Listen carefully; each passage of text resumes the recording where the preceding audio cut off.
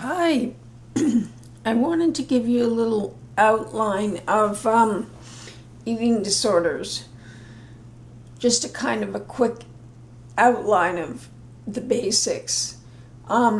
It's a mental disorder defined by abnormal eating habits that negatively affect a person's physical or mental health, or both.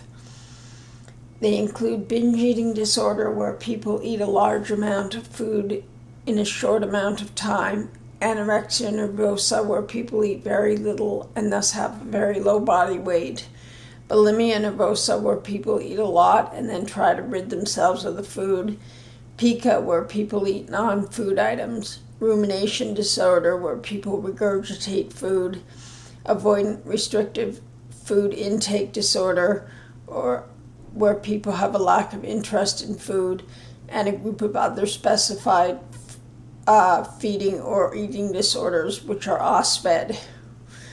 Anxiety disorders, depression, and substance abuse are common among people with eating disorders. These do not include obesity. And I have a bit of a problem with that because my sister-in-law died 2 weeks ago from obesity. But that's what they say. The cause of eating disorders is not clear. Both biological and environmental factors appear to play a role. Cultural idealization of thinness is believed to contribute. About 12% of dancers are affected by eating disorders. Those who have experienced sexual abuse are also more likely to develop eating disorders.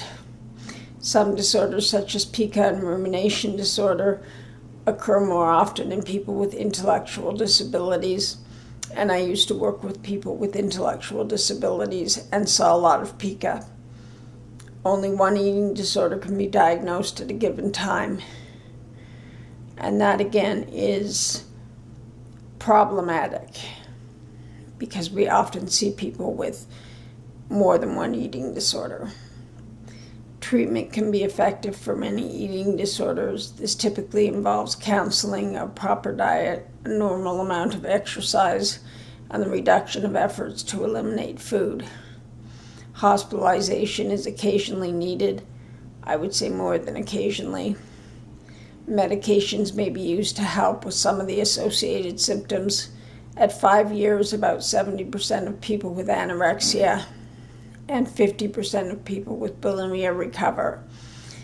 Recovery from binge eating disorder is less clear and estimated at 20 to 60%. Both anorexia and bulimia increase the risk of death. In the developed world, binge eating disorder affects about 1.6% of women and 0.8% of men in a given year. Anorexia affects about 0.4%, and bulimia affects about 1.3% of young women in a given year. Now that's a fact that has to be understood as only accounting for young women. It doesn't account for older women. It doesn't account for men. So it's an underestimate. During the entire life, up to 4% of women have anorexia, 2% have bulimia, and 2% have binge eating disorder. And again, that doesn't account for men. Anorexia and bulimia occur nearly 10 times more often in females than males. Typically, they begin in late childhood or early adulthood. Rates of other eating disorders are not clear. Rates of eating disorders appear to be lower in less developed countries, which makes sense because if you're starving to begin with, you're not going to starve yourself or throw up your food.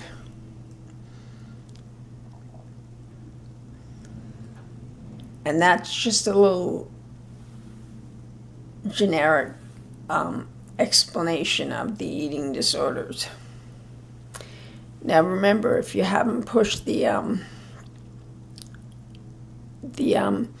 subscribe button, please do, and push the bell that subscribes you to get notifications of when I put on new videos, because that'll keep you subscribed. Otherwise, YouTube may unsubscribe you and you won't know it. Okay, thank you. Love y'all.